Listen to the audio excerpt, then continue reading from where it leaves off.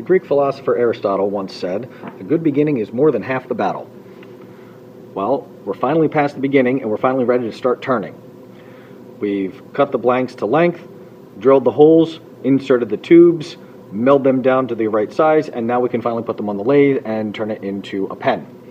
So, our lathes here, we've got the mandrels just inserted for the most part, and we have these rings that are at the correct diameter for our pens. So we're going to want to bring the edges of the wood down to the same diameter as the rings so they're flush with the rings, but not any thinner.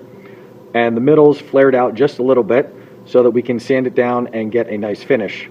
So we're going to take the rings off, leave one on there to give a gap with the end, put one blank on,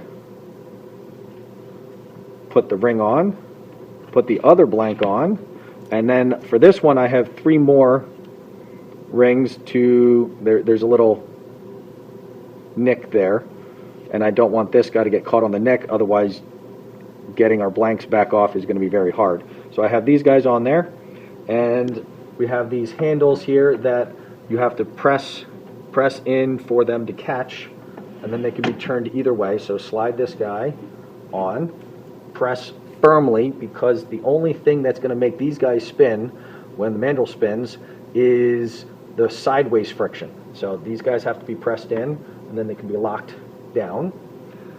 Loosen the top guy, and you can see that that's shiny there. So that guy's loose, and we have a handle on the back that then will turn to push this forward and create the friction that we need. So when we turn that, this will come forward just a little bit, and I can feel the friction building. And the test is when I turn the blank, does the whole apparatus spin? So you can see the whole apparatus is spinning when I turn the blank. So now I can lock this in and keep that in place so that the vibration of this motor doesn't cause this to loosen up. So that'll be nice and tight. Now that I have this locked in place and I can spin that by hand, now I need to set the tool rest. Do not freehand, because the wood will just catch your chisel and throw it. That's bad for the chisel, it's bad for you, bad for anybody around you if you lose control of the chisel. So we'll get that in place and lock that in with the same handle that you have to press in to get it to catch on the locking mechanism. And now we have over here, behind the power cord, on-off switch and our speed selector, which is a nice easy knob. And what I have found is turning it up for the beginning to knock off these corners. So these corners are going to cause a kind of a bouncing. So you want to take very, very light cuts, because if you try to go too deep, you're just going to tear a whole chunk out and possibly ruin your blank. So you want to do very, very light cuts, and especially at the beginning, smooth motions back and forth so that it's even. Now, ideally, you want your 2 blanks to be from the same stock of wood and be the same size and have the holes drilled dead center so that these corners line up. That's not necessary, it's just helpful. So, light cuts. I have found higher speed, but this is going to be one of those things where you're going to play with it yourself. So, tool rest, one hand, back hand on the handle, front hand on the blade, thumb on top, and I like to have my finger up against here for stabilization, and then slide back and forth. And I want to get this guy out of the way, otherwise it's gonna, there we go. The locking handle was up and bumping. So slide this back and forth, and I like to angle the blade towards it. You always want to have the curve up, not like this, that's the wrong way to do it, curve up, because the cutting edge is this top part here. So sliding back and forth, very light cuts, and keep the tool on the tool rest. Do not ever try to freehand, that's not going to work.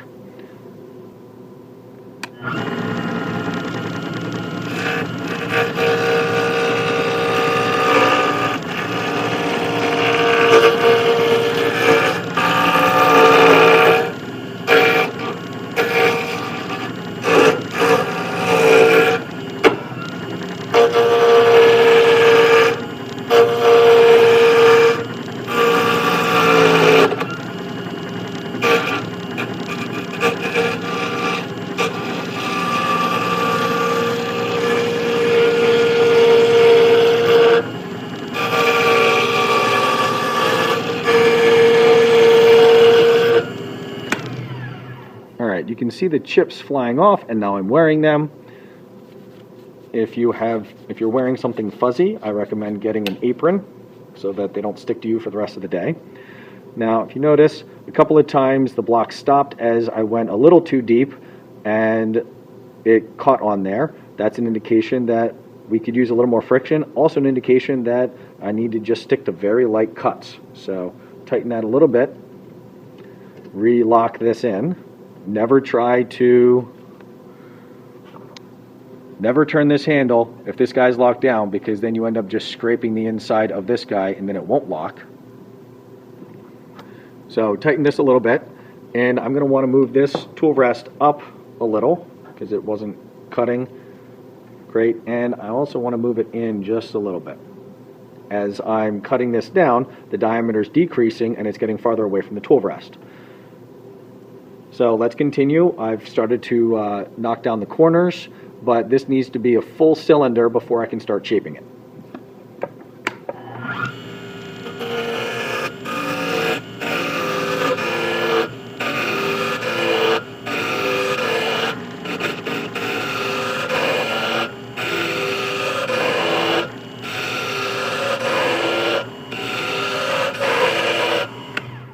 I don't know if you can see on the video, but the way I've been hitting it, I'm getting less of this guy and then more as I go along. So this diameter is bigger than the rest of it. So I'm going to have to hit this side probably about that much. Let's see if that was there. About that much in order to bring it down in line. But I'm getting pretty close to having full cylinders.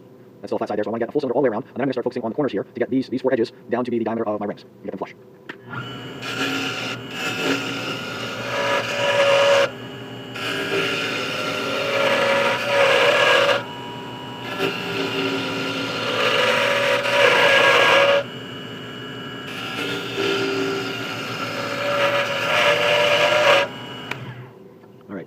As I spin this around, almost done. We're getting down to cylinders. Now, if you're doing this and you're not getting good wood spray, and you'll know you're getting good wood spray when you look around and there are wood chips everywhere, maybe it's that the chisel needs to be sharpened. This thing's starting to feel hot to me. Maybe it's the way you're holding it, or maybe you just need to try a different chisel. So you can just grab another guy and see how that works for you.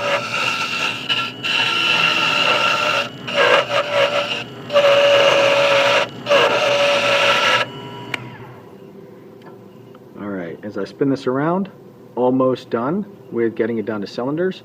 Now if you're doing this and you're not getting good wood spray, and you'll know that you're getting good wood spray when you look around and there are wood chips everywhere, maybe it's that the chisel needs to be sharpened. This thing is starting to feel hot to me.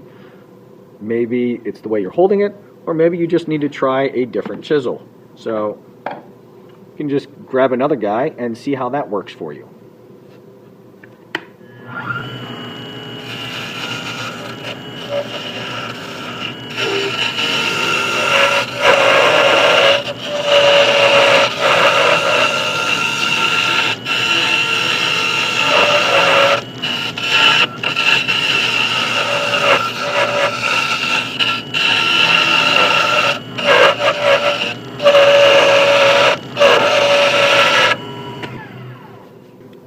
Now with these guys, I have it all the way down to cylinders, and there are a couple of times I nicked it and I can feel the tear out.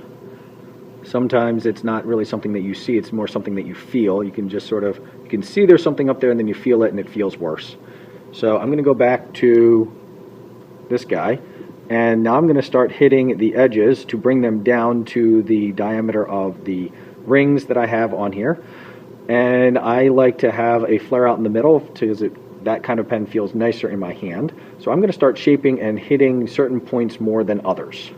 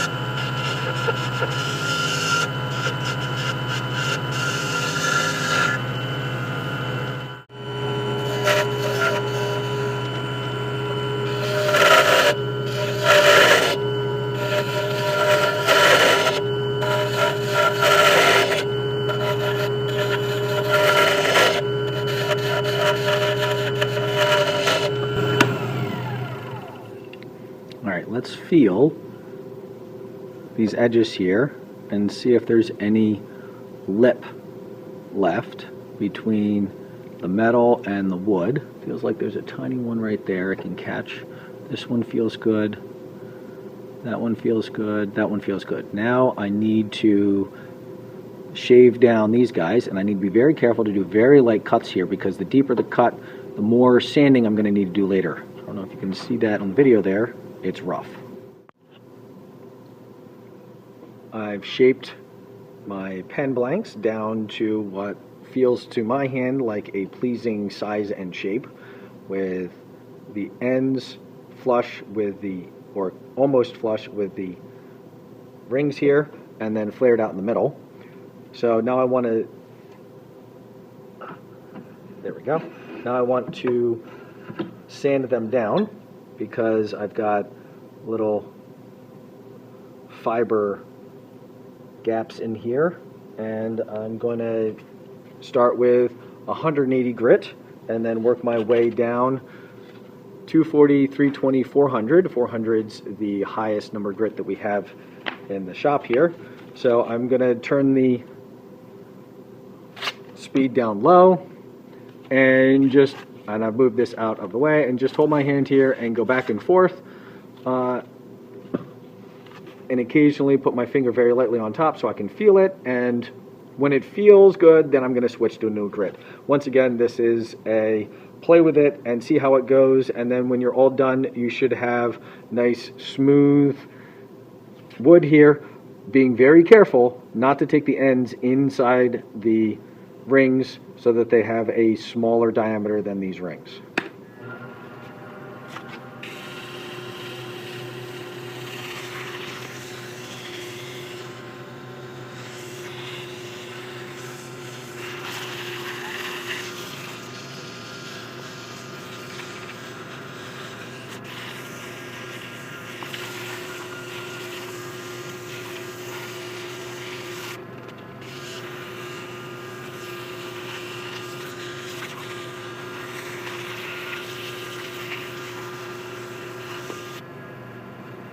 That feels considerably smoother.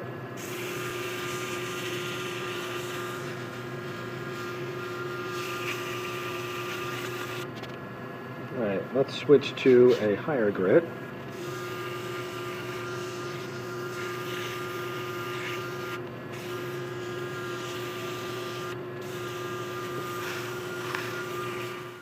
All right, let's pause for a second and see what we've got here. So, oh yeah, that's definitely looking better.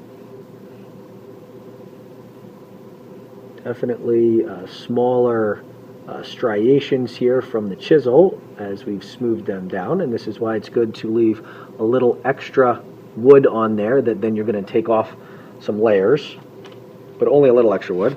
All right, let's go down to 320 now.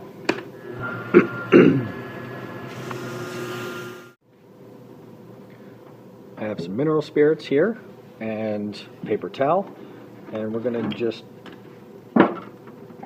doesn't need to soak the paper towel, just get a little bit of paper towel wet with mineral spirits and wipe off that dust, getting the dust out of those pores, and then when I hit it with my next level of sandpaper, that'll make it a little bit more effective for a little while until the dust builds up again. And then we'll do it one more time before we put in polish on it. Here's my 400.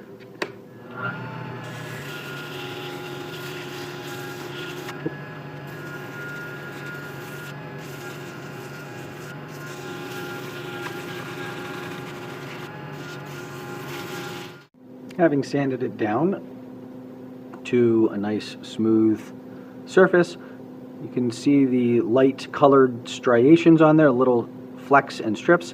That's dust that's still in some pores that I'd like to get out, so I'm going to use mineral spirits like I did before to get those out, and then I'll let it dry, and then we will apply polish.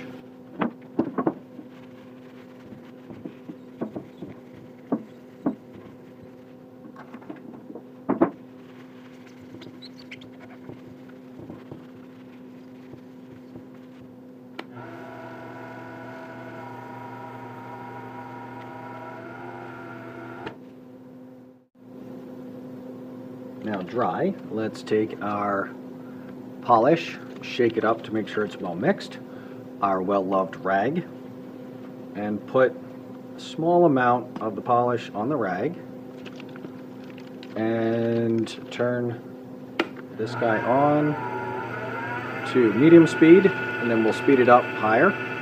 So just a little bit on the rag.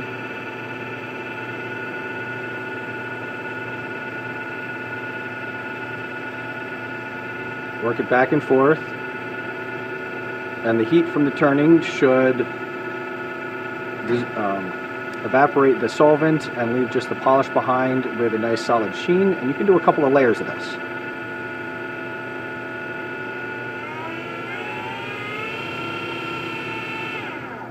Alright, you can see after just one coat the slightly darker color and the definite shine of the polish compared to the completely naked wood. So let's do that to the other one, and then we'll add extra coats on both.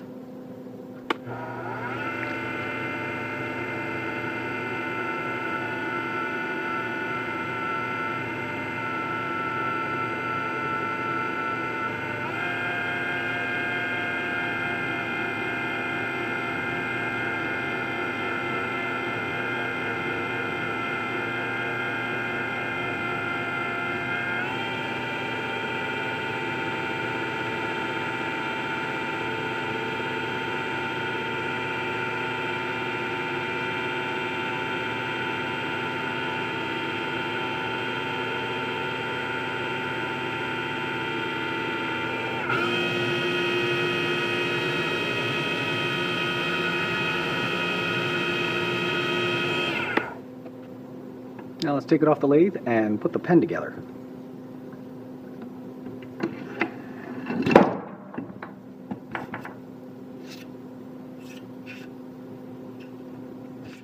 Our pen kits come with all the metal pieces in these super convenient little plastic baggies. So you're going to have to take them all out.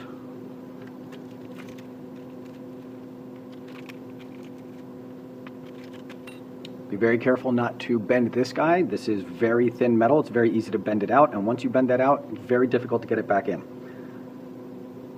Make sure that you have your tip, your ring in the middle, your extender, your ink cartridge, your clip, and then the cap at the back that holds the clip on.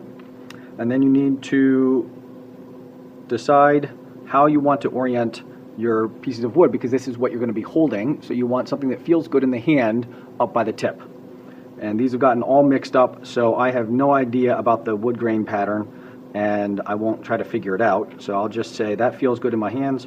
So tip is going to go here, the extender is going to go in there, and you need to keep in mind that the brass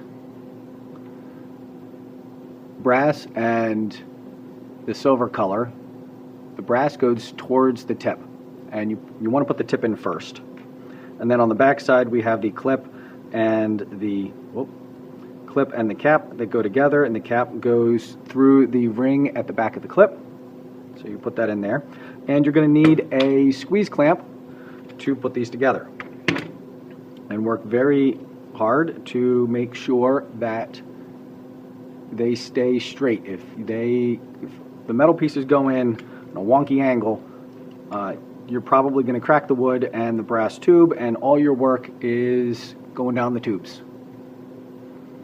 So put that in there and squeeze, and look at it from every angle to make sure that it is going in straight, and if it's not, you need to adjust before you squeeze it anymore.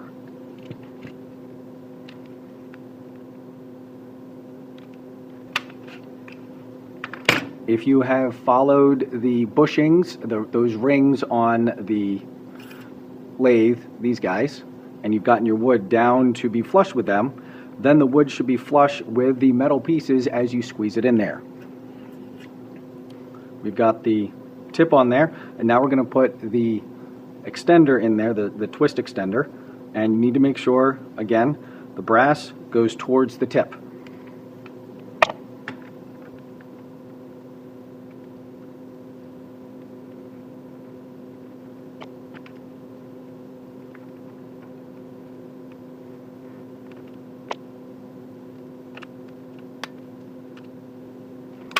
And you want to make sure that the brass is entirely enclosed and that little indentation right directly behind the brass is just barely peeking out and showing, because that tells you good placement. So if I screw in the ink cartridge and I have it not extended, the tip should not be coming out there, and then when I twist this guy, the tip should just barely extend, and then you can see the wax cover on there that protects the ink from drying out until you start using it. Now, if you look at that and you say, well, I would like it to extend more, you can press it in more. But once you press it in, it's really hard to unpress it in, just like cutting wood. Once you cut that wood, it's really hard to uncut the wood.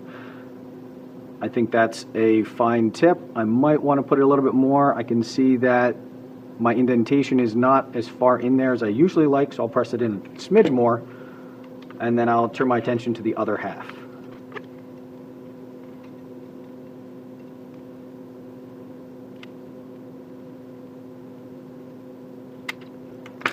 Alright, other half.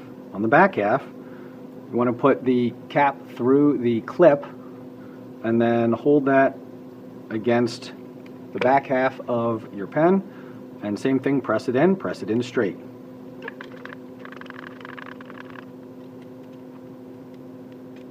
Press it in tight. Now, final assembly. Put our ring on the extender metal piece, screw in our ink cartridge, and then press our two together just with our hands, and now we have ourselves a pen. And you twist the back half relative to the front half, and now it's extended and I can write with it. Twist it again, put it away, stick it in my pocket. Finish your pen, show it to me, and I'll bring it over to our show-off station and replace the current pen in there with your pen, and we can all admire it before you take it home and use it for yourself or give it away as a gift.